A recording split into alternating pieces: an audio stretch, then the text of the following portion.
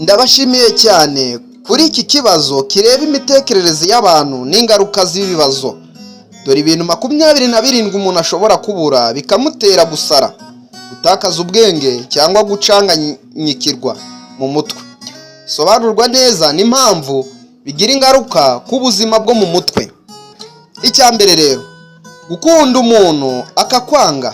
Iyo umuntu akunze ibikomeye ariko uwakunda ntamwiteho bishobora gutera ihungabana rikomeye no gucika intege ku buryo ushobora guhinduka mu mutwe. Cya kabiri, gutakaza umwana cyangwa umubyeyi. Urupfu rw'umwana cyangwa umubyeyi w'agaciro rushobora gutera intimba nyinshi igera naho ituma umuntu apfusha umutwe cyangwa umutwe ukagira ute ugacanganyikirwa. Ubutindi bukabije, ubukene buhoraho butuma umuntu adashobora kubona ibikenewe by'ibanze, ibiryo, amavuta, ubwishyu bw'inzu, bushobora gutera ihungabana rikomeye. Gutakaza ibintu wakoreye igihe kirekire. Urugero, gutakaza inzu, imodoka, amafaranga cyangwa umutungo wose wubatswe mu myaka myinshi. Gatanu, kubura urukundo n'ineza mu muryango. Umuntu wumvaga akunzwe iyo ahindutse uwangwa n'umuryango ashobora kugira ibikomere byo mu mutwe bikomeye.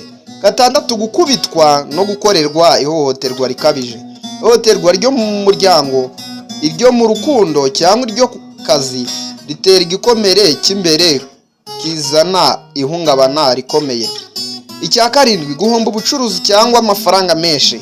Iyo umuntu yahombeje ibintu by'ingirakamaro cyane ushobora gucika intege no kujya mu rungabangabo.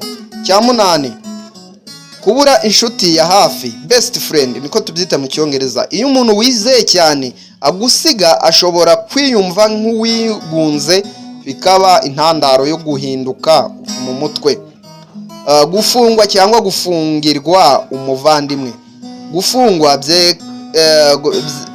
by'akarengane cyangwa kumva umuntu wawe yafashwe nabi bishobora gutera ibibazo by'ubwonko.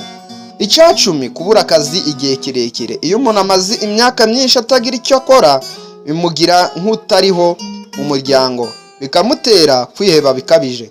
Icya 11, guhindurwa ubusa mu bantu.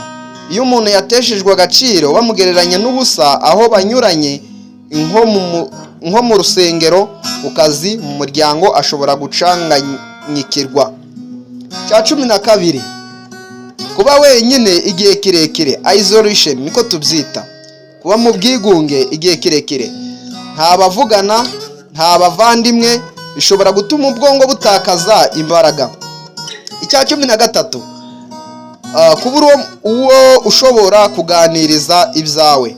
Umuntu udafite uwo yisanzuraho ngo amubwire agahinda ke cyangwa ibibazo bye ashobora guturika mu mutwe. 14, guhorana umunabi n'umubabaro udakira. Kubika ibintu byo kurya ku mutima, kubika ibintu bikurya ku mutima igihe kirekire bituma umutwe uhora utekereza ibintu bibi gusa. Kunywa ibiyobyabwenge n'inzoga nyinshi. Ibiyobyabwenge bihindura imikorere y'ubwonko bigatuma umuntu ashobora gusara cyangwa kurwara indwara z'ubuzima bwo mu mutwe. Kuririra inzara igihe kirekire cyangwa kurarira inzara igihe kirekire ukarara ubusa nyine. Igihe umuntu abuza amafunguro ubwonko ntibukora neza, iyo bimaze igihe kinini bishobora gutera ibibazo bikomeye. 17, ukwizera no gucika intege. Iyo umuntu nta ntego, nta cyizere cy'ejo hazaza, ubwonko bwe bushobora gutakaza icyerekezo bigakurikirwa no gusara. Icya 18, kurarikirwa ibintu utabigeraho.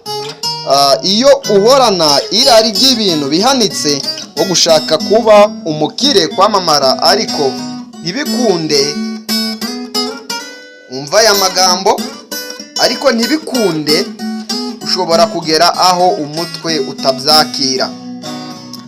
Kwishyiramo ko ubuzima bwawe nta gaciro bufite.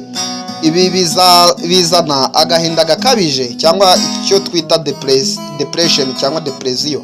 Umuntu akumva ko ntacyo amaze mu buzima. Cya 20, kunanirwa kugera ku nzozi wiyemeje.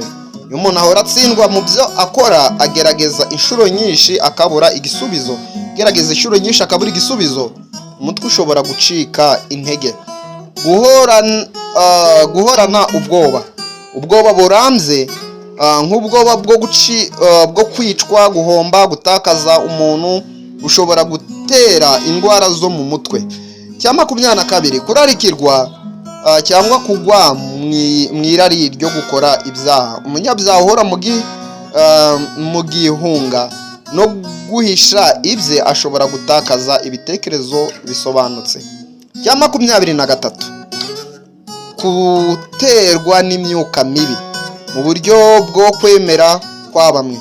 Imyizerere ya benshi, imyuka mibi ishobora gutera umuntu guhinduka no gutakaza ubwenge. 24 rero, kurya cyangwa kunywa ibintu byanduye. Indwara ziva mu mafunguro yanduye, nko kurya ibyanduye na mercury red bishobora kwangiza ubwongo. Gukorora cyane ugahora utekereza gusa.